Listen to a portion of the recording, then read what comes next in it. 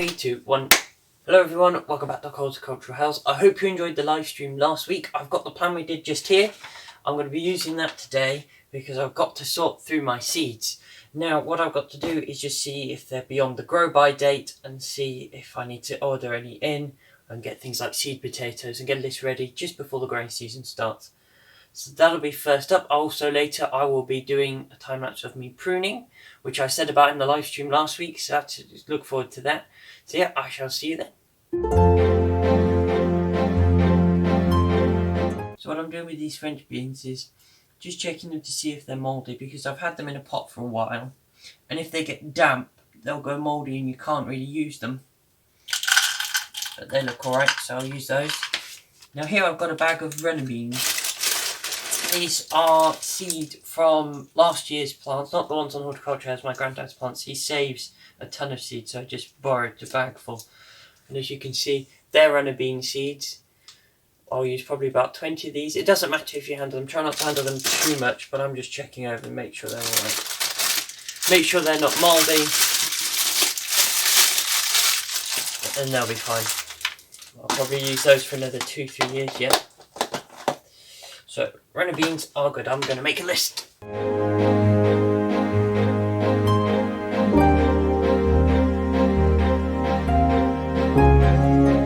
Oh, with regards to seed, just what I'm thinking about it, especially the runner and French bean seeds, you can leave the pods on the plants and let them dry so they go brown.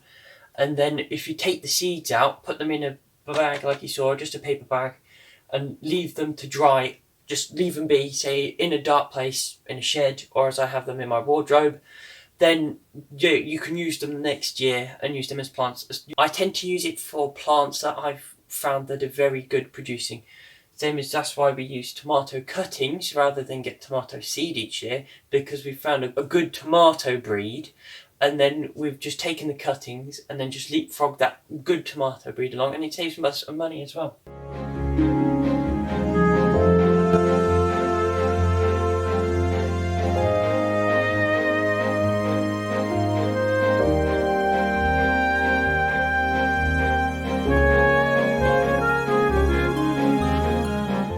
Now, this is the difference. I usually go for a bolt hardy beetroot, and they're the lovely round ones, and as it says in the name, they're bolt hardy. So that means that they very rarely bolt. So if you have a drought, say, or a long period of warm weather, then they won't suddenly shoot up. The difference with these, this is a pack I've just found, is this pack is Cylindra. And what Cylindra are, is they look more like radishes. They grow long and thin rather than nice and round. So I don't usually grow Cylindra. Hence why I've still got a pack left over. So, there you go. You can just see my scruffy handwriting. That's all the seeds. That's everything I'm going to grow this year. Plus a few extras. That's excluding the potatoes, which I've got to get in. So, that's all sorted.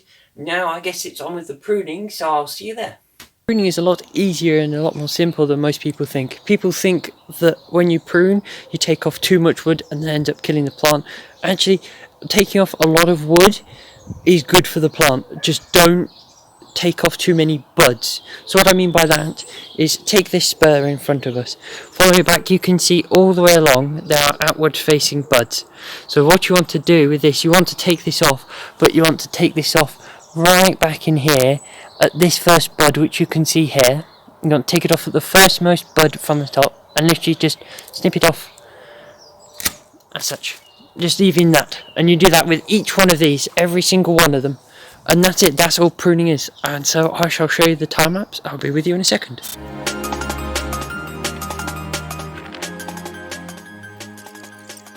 Now if I just bring these closer, you can see on my pear, by doing this way, the blade is more like a scissor, and this is actually better for the wood because you don't end up bruising it. If you have anvil ones where the blade presses down onto a flat surface, it actually can bruise the wood on the other side, and it doesn't heal very well, or it has to put more energy into healing. So if you do that all over the tree, it expends a lot more energy.